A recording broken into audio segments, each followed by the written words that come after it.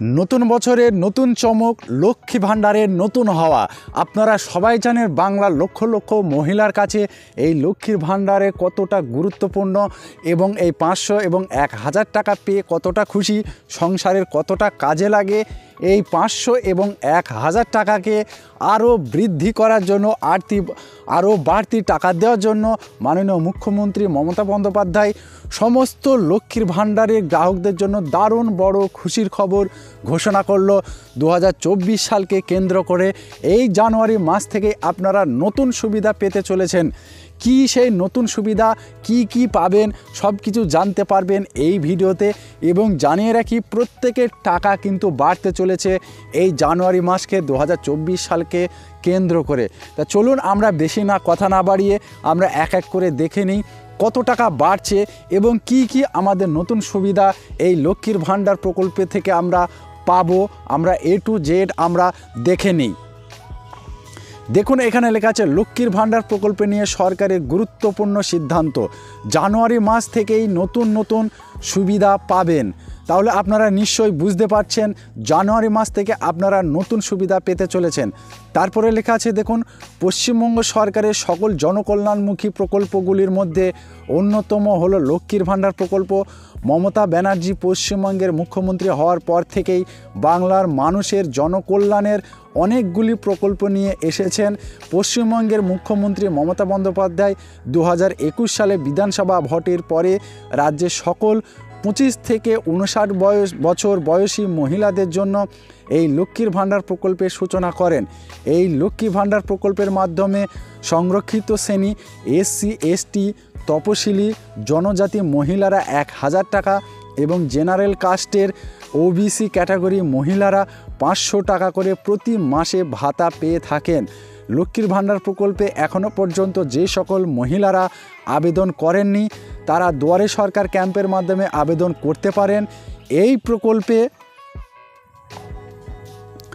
আবেদন করতে গেলে আবেদনকারীর বয়স 25 থেকে 60 বছর বয়সের মধ্যে হতে হবে, তাহলে এই লক্ষ্মীর ভাণ্ডার প্রকল্পে আবেদন করতে পারবে।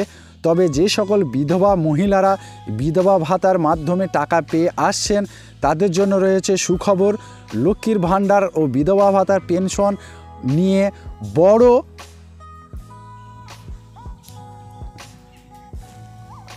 বড় সিদ্ধান্ত ঘোষণা করলেন মুখ্যমন্ত্রী মমতা ব্যানার্জি।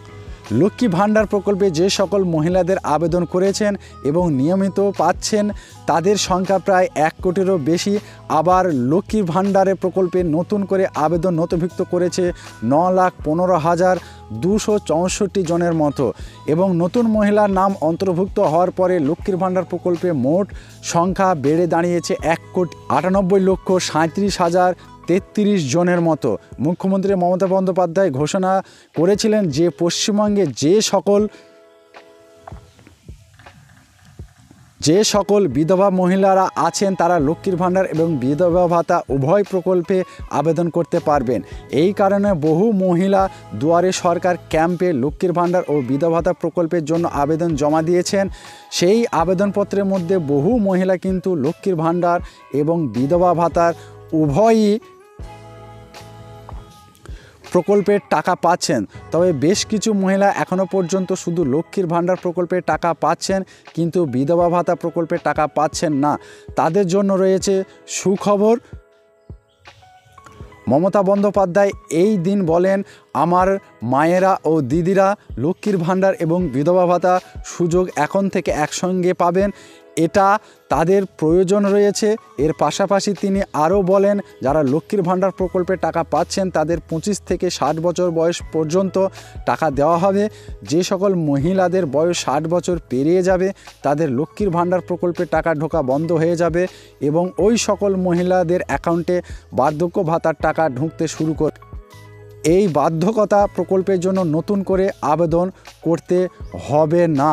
অর্থাৎ যে সকল মহিলারা লক্ষ্মীর ভাণ্ডারে টাকা পাচ্ছেন এবং সেই সকল মহিলাদের যখন 60 বছর বয়স হয়ে যাবে তাদের আর কোনো ফর্ম ফিল আপ করতে হবে না।